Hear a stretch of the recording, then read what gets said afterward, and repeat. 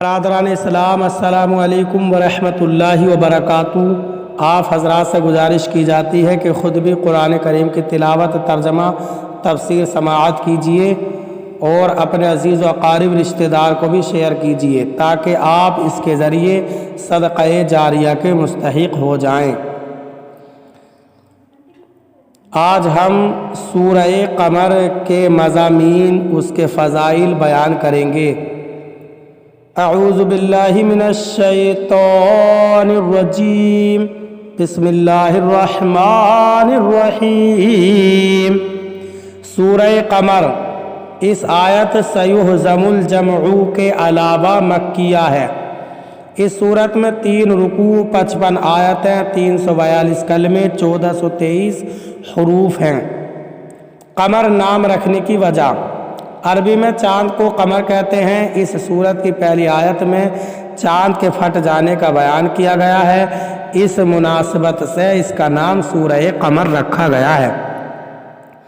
سورہ قمر کے فضائل: 1. حضرت عبداللہ بن عباس رضی اللہ تعالیٰ عنہما سے روایت ہے، نبی اکرم صلی اللہ علیہ وسلم نے ارشاد فرمایا، سورہ اقتربہ کی تلاوت کرنے والے کا چہرہ قیامت کے دن روشن ہوگا۔ اس سورت کو تو رات میں مبیضہ یعنی روشن کرنے والی پکارا جاتا ہے، کیونکہ یہ اپنی تلاوت کرنے والے کا چہرہ اس دن روشن کرے گی جس دن چہرے سیاہ ہوں گے۔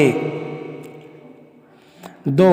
حضرت عائشہ صدیقہ رضی اللہ تعالیٰ عنہا سے مروی ہے، رسول کریم صلی اللہ علیہ وسلم نے ارشاد فرمایا، جس نے رات میں سورہ سجدہ اور سورہ قمر اور سورہ ملک کی تلاوت کی تو یہ سورتیں شیطان اور شرک سے اس کی حفاظت کریں گی اور قیامت کے دن اللہ تعالیٰ اسے درجات میں بلندی عطا کرے گا۔ سورہ قمر کے مضامین: اس سورت کا مرکزی مضمون یہ ہے کہ اس میں اللہ تعالیٰ کی وحدانیت، نبی کریم صلی اللہ علیہ وسلم کی رسالت اور قرآن مجید کی صداقت وغیرہ اسلام کے بنیادی عقائد کے بارے میں بیان کیا گیا ہے۔ نیز اس صورت میں یہ مضامین بیان کیے گئے ہیں: 1. اس صورت کی ابتدا میں تاجدار رسالت صلی اللہ علیہ وسلم کے ایک معجزہ اور کفار مکہ کے طرز عمل کو بیان کیا گیا۔ 2. حضور اقدس صلی اللہ علیہ وسلم کو مشرکین سے اعراض کرنے اور انہیں قیامت قریب آنے اور اس دن انہیں پہنچنے والی سختیوں سے ڈرانے کا حکم دیا گیا۔ 3. حضور پر نور صلی اللہ علیہ وسلم کی تسلی کے لیے اختصار کے ساتھ سابقہ امتوں میں سے حضرت نوح علیہ السلام کی قوم، قوم عاد، قوم سمود، حضرت لوط علیہ السلام کی قوم اور فرعون کی قوم کے حالات اور ان کا انجام بیان کیا گیا اور کفار قریش کو مخاطب کر کے ان امتوں کے انجام سے ڈرایا گیا۔ 4.